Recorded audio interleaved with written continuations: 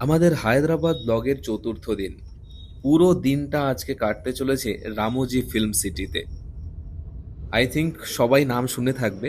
এখানে পৌঁছতে প্রায় একটু দেরি হয়ে গেল, সকাল 10:30 নাগাদ। পৌঁছে ব্রেকফাস্ট করে নিয়ে আমরা টিকিট কেটে নিলাম। এই জায়গাটা থেকে বাসটা অ্যাকচুয়ালি ছাড়ে।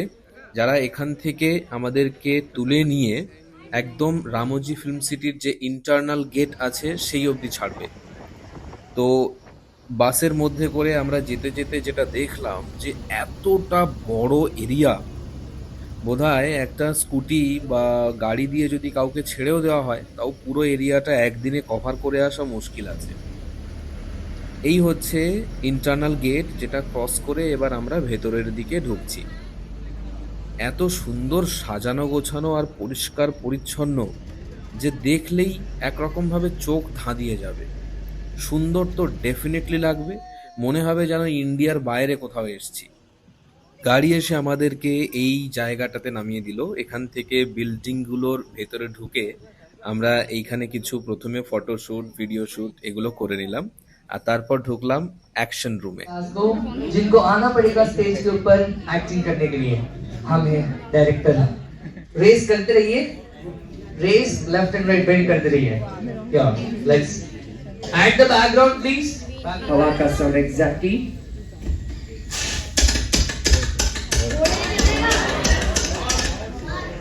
और वो भी नारियल के टुकड़ों से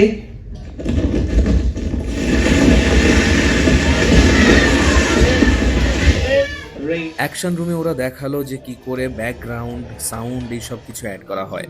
এখান থেকে বেরিয়ে আমরা চলে আসলাম এই আলাদিনের এই জায়গাটা। এটা স্পেসিফিক্যালি আমার খুবই ভালো লেগেছে, তার কারণ এটা বলতে গেলে যাকে এক কথায় বলা হয় চোখ ধাঁধানো, গোলক ধাঁধার মতো একটা দুনিয়া। খুবই সুন্দর। একটা ট্রেনের মতো ডাব্বাতে আমাদের বসিয়ে দুপাশে বিভিন্ন রকমের স্কাল্পচার্স রাখা আছে ছোট ছোট, সেগুলোর মধ্যে দিয়ে একরকমভাবে পাস করা।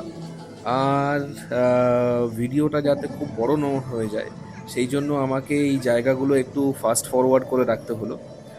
দুপাশে বিভিন্ন ধরনের জায়গার এক একটা করে প্রতিলিপি বানিয়ে রাখা আছে।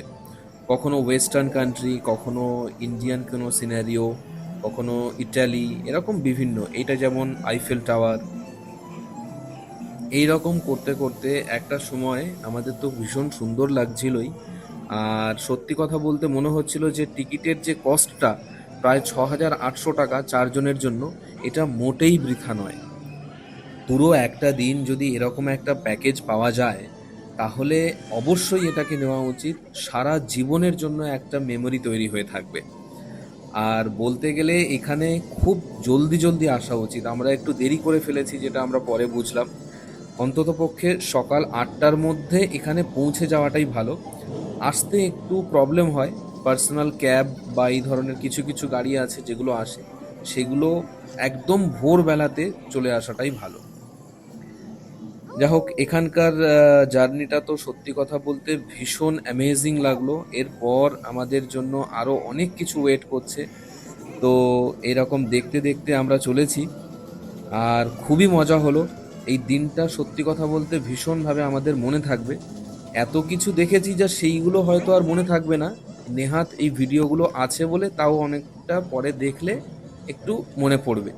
কিন্তু পুরো দিনের যে যতটা আনন্দ, যা অ্যাড্রেনালিন রাশ, সেটা একটা আলাদাই ব্যাপার। এই ট্রেন থেকে নেমে আমরা এখানে এসে বসলাম। এখানটাতে একটা বসার মোটামুটি একটু জায়গা বা ফটোগ্রাফি করার মতো জায়গা করে রেখেছে। এখান থেকে জাস্ট বেরোনোর মুখেই একটা সুভেনির শপ মতো আছে। বেশ অনেকগুলো শপ আছে, যারা যারা কিছু কিনতে চায় তারা কিনতে পারে। তবে কস্টটা মনে হলো এক্সেসিভলি বেশি।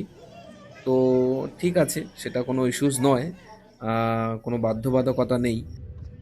এরপর আমরা চলে আসলাম এই স্পেস যাত্রা নামের বিল্ডিংটাতে, যেখানে মহাকাশ রিলেটেড বেশ কিছু জিনিস এখানে আছে। একটা স্পেশাল এক্সপেরিয়েন্স করার জন্য একটা টিকিটের মধ্যে ইনক্লুড অলরেডি থাকে। তো এখানে কয়েকটা বেঞ্চ আছে যেখানে আমরা বসে একটা স্পেশাল ধরনের এক্সপেরিয়েন্স করতে পারি অডিও ভিজুয়াল শো এর মধ্যে দিয়ে, যেটা অনেক মিউজিয়ামেও থাকে।